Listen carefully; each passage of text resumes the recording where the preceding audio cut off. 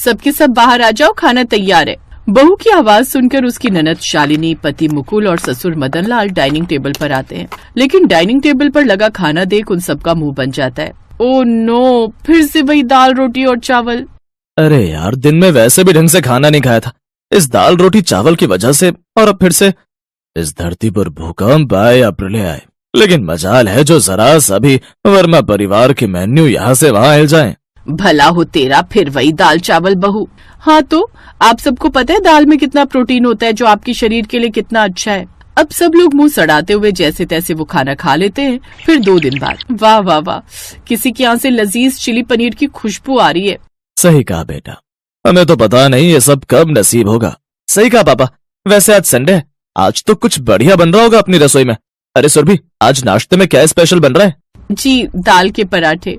हे भगवान, कभी कभी तो लगता है ये औरतें पिछले जन्म में कोई बड़ी दाल की व्यापारी रही होंगी, तभी तो हाथ धोकर दाल के पीछे पड़ी रहती हैं। सिर्फ दाल के पीछे नहीं बेटा, बल्कि दाल, रोटी और चावल के। कुछ देर बाद सुरभि सबको दाल के पराठे बनाकर परोसती है। एक बार फिर दाल देखकर सबका मन मर जाता है। ऐसे दिन हो जाता है और दोपहर को सुरभि एक बार फिर दाल चावल रोटी सबको बनाकर परोसती है। अरे ये क्या है बहू, कभी तो कुछ अलग बना लिया करो। अलग ही तो है माँ जी, देखो ना, कल चने की दाल थी, आज उड़द की बनाई है और साथ में रोटी और चावल भी है। मेरी हिम्मती मारी गई थी जो पड़ोसन गायत्री के घर गई थी। वहाँ उसने कितना कहा कि खाना खाकर जा, लेकिन नहीं, मुझे तो ये बहू के हाथ का घर वाला खाना खाना था, ये दाल चावल रोटी। चंगा भला उसने साग और मक्की की रोटी बनाई हुई थी। अगले दिन बाहर सुहाना मौसम हो रहा था और मदन जी का बड़ा मन कर रहा था चिली पनीर खाने का, इसलिए वो जानबूझकर YouTube पर चिली पनीर की रेसिपी लगा देता है। चिली पनीर, ओए होए, कितना मजा आता था जब मैं ऑफिस के बाद दोस्तों के साथ चिली पनीर खाने जाता था। काश कोई चिली पनीर बनाकर खिला दे तो मजा आ जाए। अरे आप भी किस उम्मीद में बैठे हो जी, हमारी रसोई में सिवाय दाल के अलावा कुछ नहीं पक सकता। इतनी दाल तो पूरा भारत नहीं खाता होगा जितनी हम खा लेते हैं। सुबह शाम बस दाल चावल और रोटी।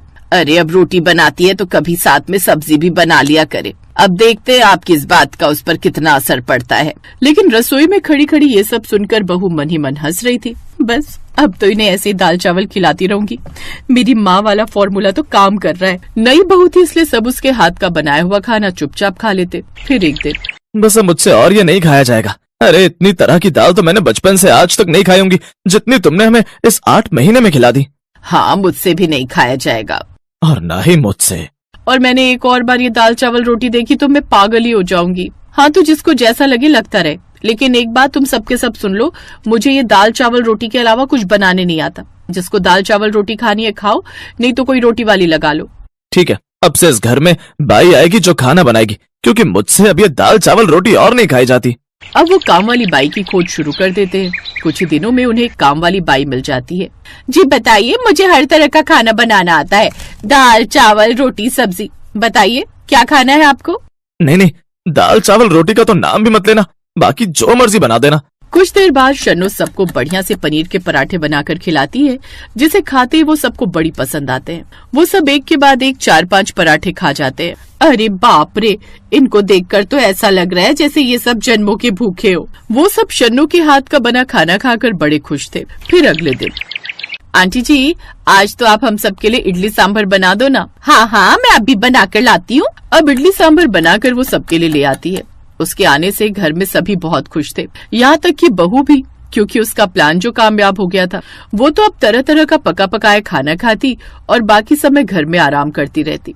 ऐसे कुछ दिन बीत जाते हैं और एक रोज उनके घर की घंटी बजती है और सामने खड़ी होती है चंटो बुआ। चंटो दीदी आप यहाँ? हाँ, मैं अपने मुकुल की शादी में नहीं आ पाई थी।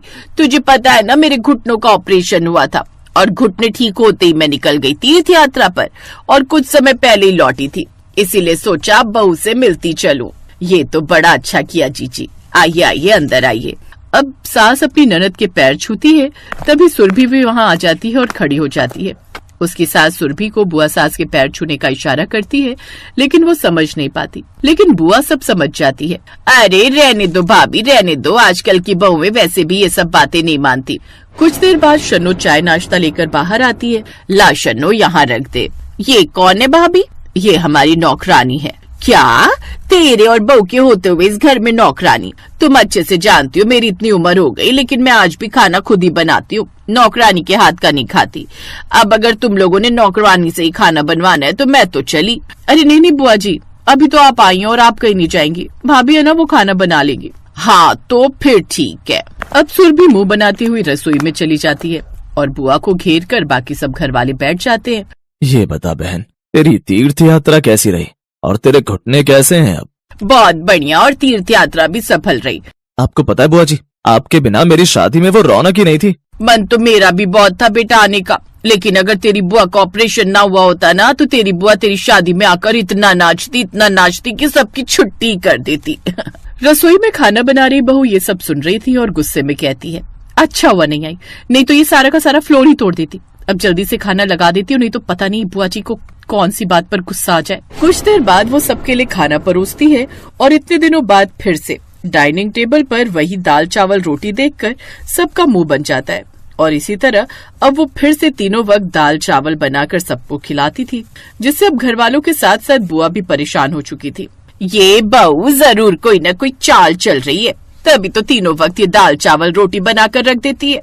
लेकिन नहीं, अब कुछ न कुछ तो करना ही पड़ेगा। लेकिन सच तो ये था कि इतने दिनों से इस तरह तरह का खाना खाकर सुरभि को भी उसकी लत लग गई थी और उससे वो खुद इन 3-4 दिनों में ये दाल चावल खाकर पक चुकी थी।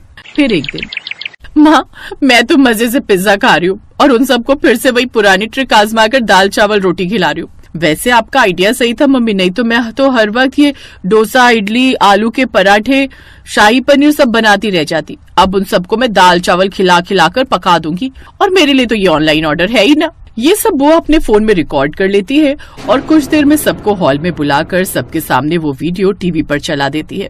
सभी घर वाले ये देखकर हैरान रह जाते हैं और अब सुरभि को अपने किए पर शर्मिंदगी होती है और वो सबसे माफी मांगती है। मुझे माफ कर दीजिए, मुझसे गलती हो गई। देख बहू, किसी भी चीज की अति एकदम बेकार होती है, इसीलिए समय रहते सुधर जा, नहीं तो कहीं ऐसा ना हो कि सब तुझसे दूर भाग जाए। नहीं बुआ जी, अब मुझे सब समझ आ गया, अब मैं कभी ऐसी हरकत नहीं करूंगी और अब सबको तरह तरह का बढ़िया खाना बनाकर खिलाऊंगी। उस दिन के बाद सुरभि ने काम चोरी छोड़ दी और अब वो सबको बड़े प्यार से तरह तरह की डिशेस बनाकर खिलाती, जिससे अब सब खुशी खुशी रहते।